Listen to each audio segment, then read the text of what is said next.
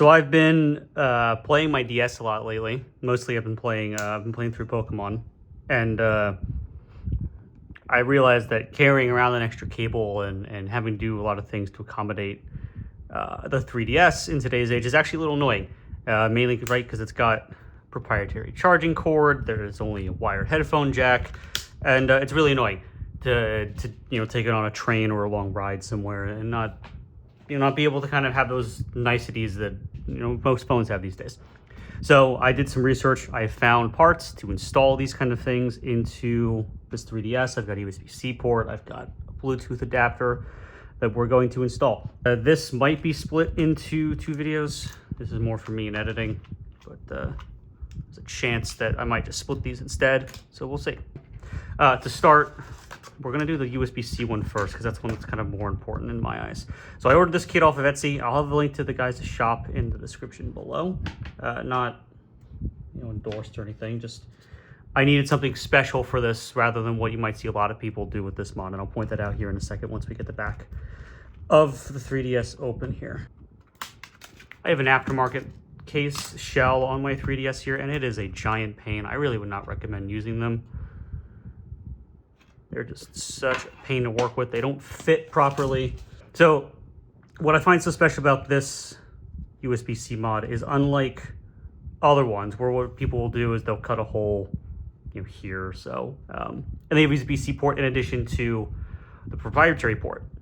I originally was going to do that, and then I realized, like, I'm replacing it for the intention of being able to use USB-C on it. Why would I want to keep the other one? So I started scouring a few things, and my original plan was to just design my own PCB that has a USB-C port on it and a few resistors. It turns out a lot of people actually have that already, so I don't need to do that. So that's what this is, and I will show you that here. It's got a resin printed cover on it for now that is it's supposed to help align it with things. So you can kind of see it, right? Here are two 5.1K ohm resistors. And what that allows you to do is, unlike other USB-C ports, like say this one, where it's just the USB-C breakup board that breaks it into your USB 2.0 headers for power, ground, and data, that allows you to use it with effectively any USB-C wall wart or power adapter. So if it's something like USB-C power delivery, which we can test here once all this is installed, like I've got a 65 watt GAN charger that I use for things, and you should be able to power it because the two resistors there will complete the handshake between USB-C so that it knows to give it only 5 volts and nothing more. Otherwise, without it, on a USB-C power delivery adapter, the handshake won't complete and no power flows, which is probably the better option of, otherwise it pumps, like 20 volts, or it pumps a higher voltage into it, which would be pretty bad. So we have to do some prep for this.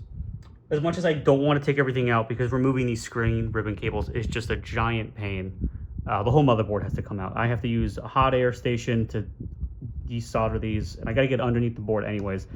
So it's all the main board has to come out, unfortunately. So let's fly through that.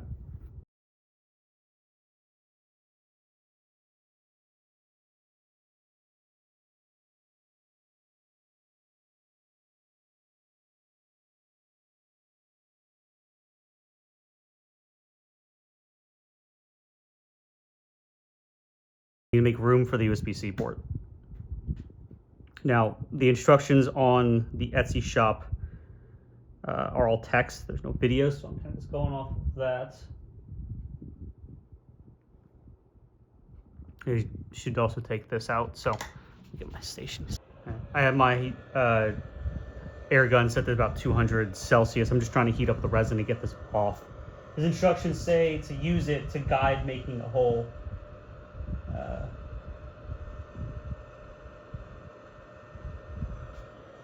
But it came installed, so I'm just trying to soften to get it out.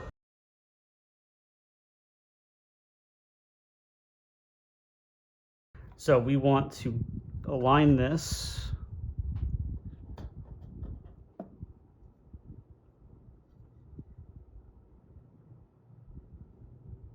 like this. That's the plan, because this goes in that way. So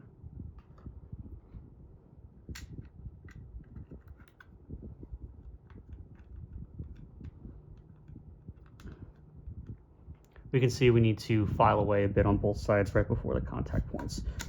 So nothing too bad. And thankfully he included a file, because my other ones are all too big. So.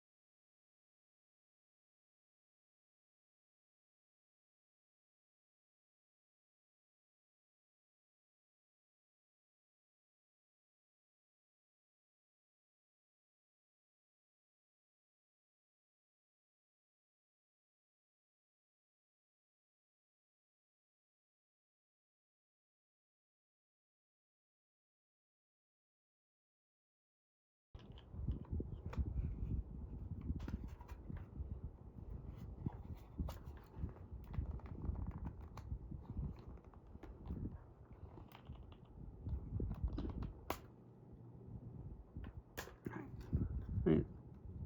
We want something like that. The cable can fit in. It fits. I think this is intended to go on it like that.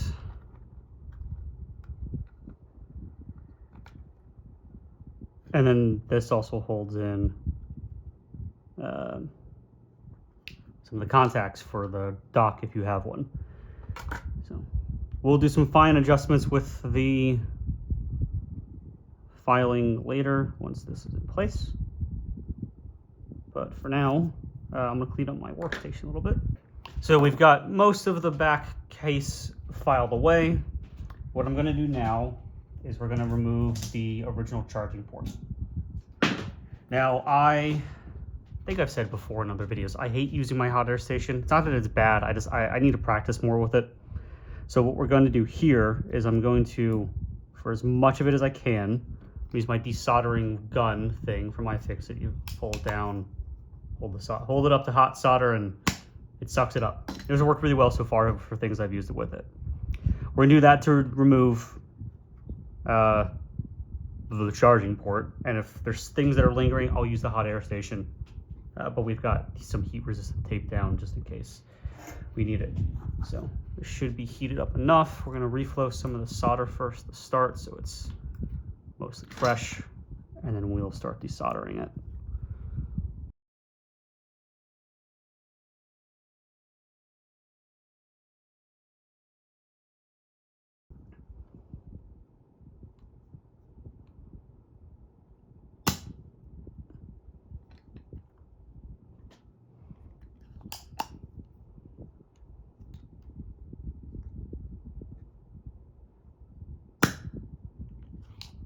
God, this thing works so well.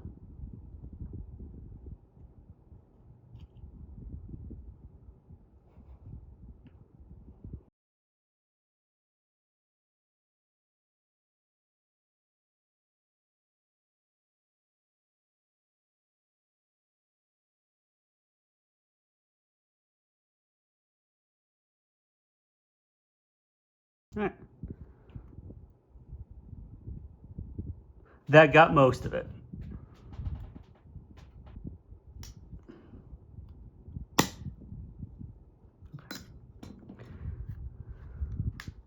right, so now I'm going to use some solder wick to clean up what little bit of that remains. And if that still doesn't get it out without it falling free, we'll use the hot air station.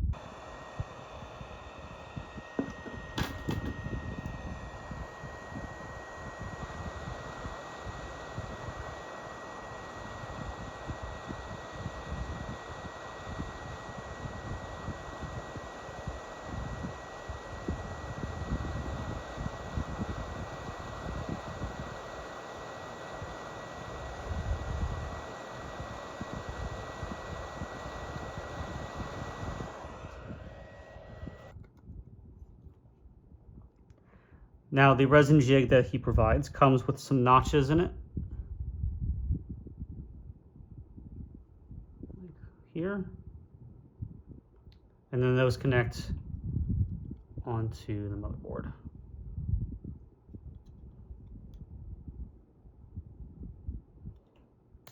Like that. So it's all lined, it's lined up from what I can see, right?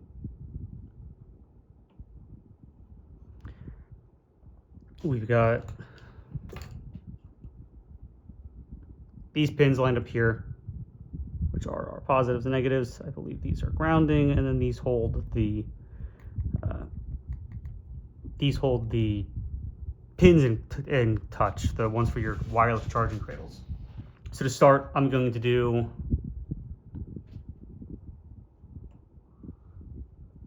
these two.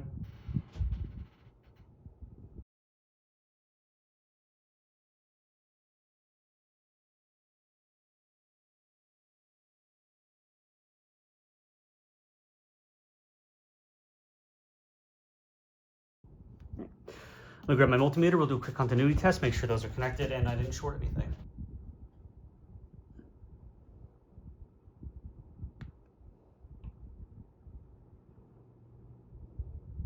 Okay, so neither of them have actually penetrated through the hole. So we're gonna apply some more heat and more solder to them. We're gonna come back to that. For now, let's get this little jig prepared.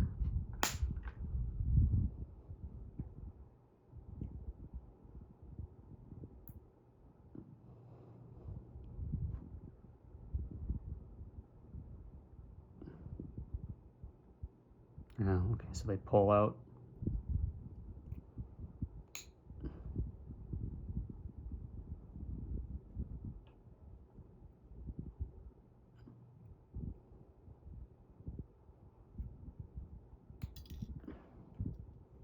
The contacts, if we wish to retain them, which,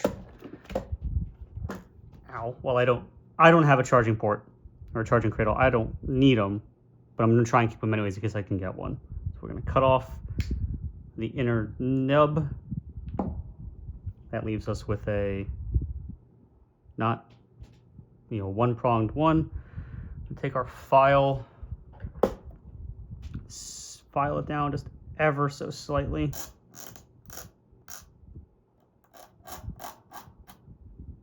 Let's do the other one.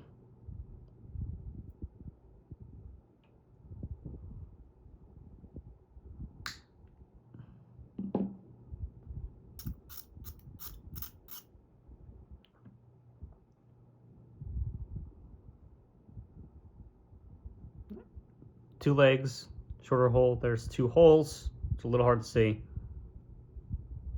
They fit in like that. Now,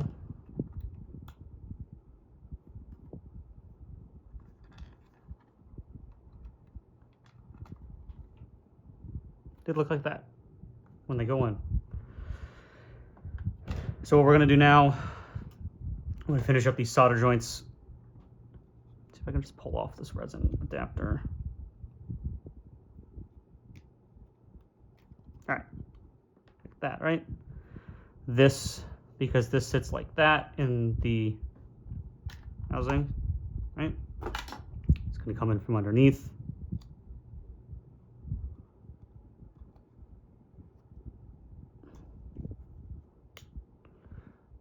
Push it on, the legs should bend into the holes.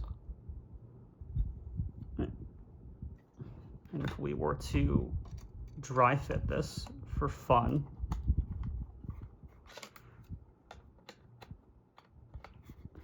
we should see kind of like that. Like I said, we need to do a little bit of extra filing to get this to fit really well. But I want to make sure that everything works and is in place before we continue doing that. So let's get all this soldered together and then we can move on.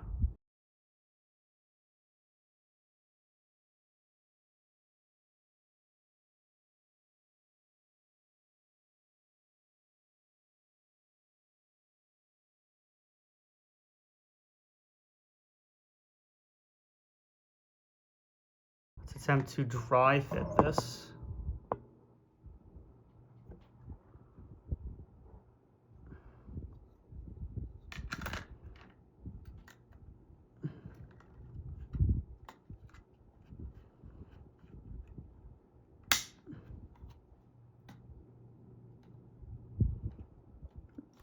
Okay, see?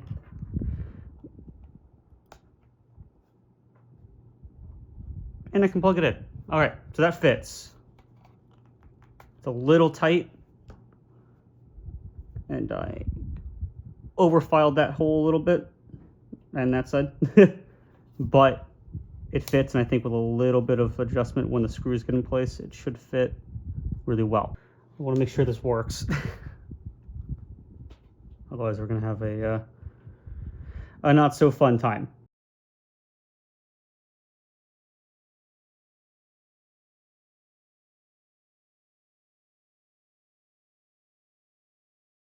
All right, let's see what happens when I plug it in. We've got USB-C to A. Right. We're just making sure that it gets power. All right. Not if it takes the PD. So I'll plug this in, and it shouldn't spark. All right, or it's a little hard to see. The orange light should turn on and then off if there's no battery, and there's no battery, so that should be what happened. But plug it in, the light turns on. Unplug it, light turns off. So that means that that's good, which is great, because now we can put this back together. No screws, just vibes. Yeah.